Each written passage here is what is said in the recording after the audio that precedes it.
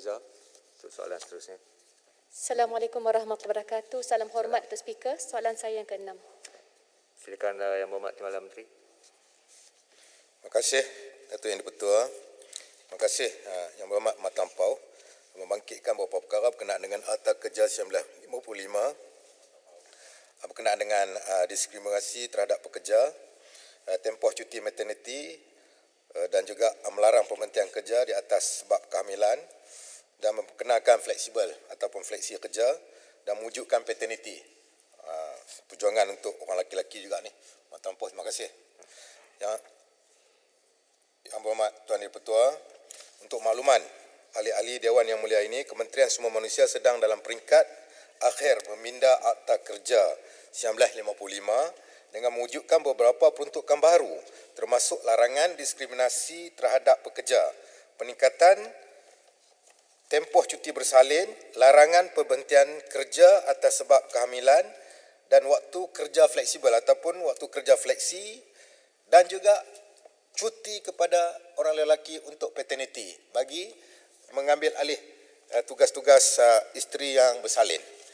KSM sedang dalam tindakan memperhalusi cadangan pindaan ke atas akta ini dengan Jabatan Peguam Negara ataupun AGC. Selain daripada itu, KSM telah pun mengadakan sesi libat urus engagement dengan menyeluruh bagi pihak yang berkepentingan termasuklah secara atas talian bagi mendapatkan pelbagai pandangan untuk diadaptasi dalam peruntukan sedia ada.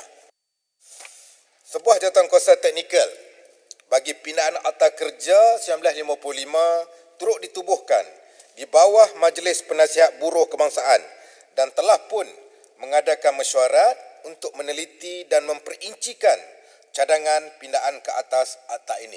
Dalam perhatian kerajaan untuk Yang Berhormat, perkara-perkara yang telah dibangkitkan. Tuan Yang di-Pertua, dia ada dua soalan di sini. Adakah pemohon pekerja akan dilindungi akta ini? Jawapannya tidak. Cuma elaborationnya, pencari kerja ataupun job seekers tidak dilindungi di bawah Akta Kerja 1955 kerana akta ini hanya meliputi pekerja yang telah memasuki atau menjalin hubungan pekerjaan, employment relationship dengan seorang majikan dan satu hubungan pekerjaan secara contract of service telah diwujudkan. Sekian, terima kasih. Terima kasih Yang Berhormat. Silakan Yang Berhormat Puan Nuriza. Terima kasih Speaker, terima kasih juga Yang Berhormat Timbalan Menteri atas jawapan. Walaupun saya mengharap mungkin diambil kira permohonan pekerja bagi masa depan. Soalan susulan saya, memandangkan kita dalam zaman pasca COVID sekarang, ada perkiraan yang melibatkan pekerja gig.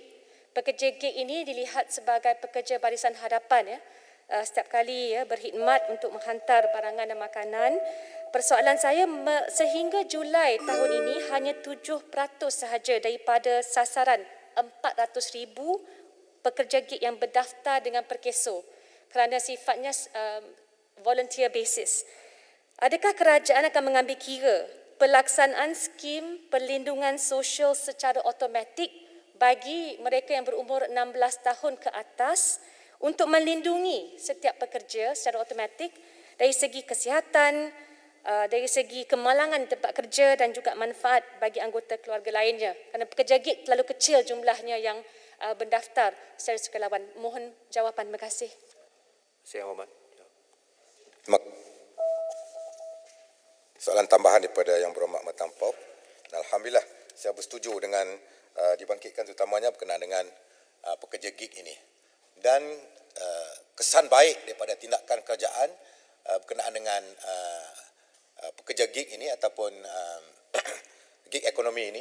Kita tengok sebelum ini kita melihat kepada berlakunya banyak perkara seperti ragu dan sebagainya dan juga rempit. Apabila kita melaksanakan, pihak kerajaan telah melaksanakan satu food grab ataupun food grab car dan food grab ini, kita sudah melihat kesan daripada tindakan gig ekonomi ini, premis yang disediakan oleh kerajaan ini menyebabkan kita tengok laporan-laporan dan juga peratusan ragut sudah menurun. kerajaan perlu berfikir menyediakan premis untuk mereka menjalankan kerja-kerja bagi mendapatkan pendapatan bagi mereka meneruskan kehidupan mereka.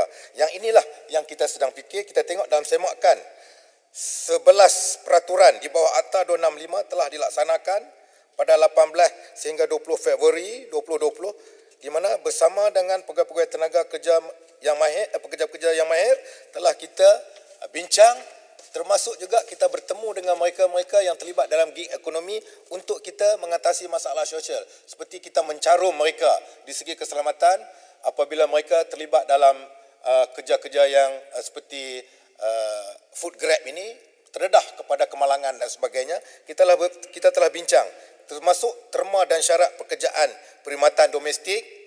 Di sana juga ada pengendalian aduan dan gangguan seksual, iaitu cadangan, gubalan-gubalan peraturan berhubung dengan perkara yang dibangkitkan, syarat penggajian kerja malam, aturan kerja fleksibel dan juga larangan diskriminasi. Jadi kita sedang memberi fokus untuk kita mengatasi mereka-mereka yang kita rasa essential service dengan izin dalam bidang gig ekonomi ini. Saya ingat itu yang kita beri perhatian. Terima kasih kepada soalan yang dibangkitkan oleh Mat Tampo. Sekian, terima kasih. Mr. Speaker, Kebun Pasu penting saya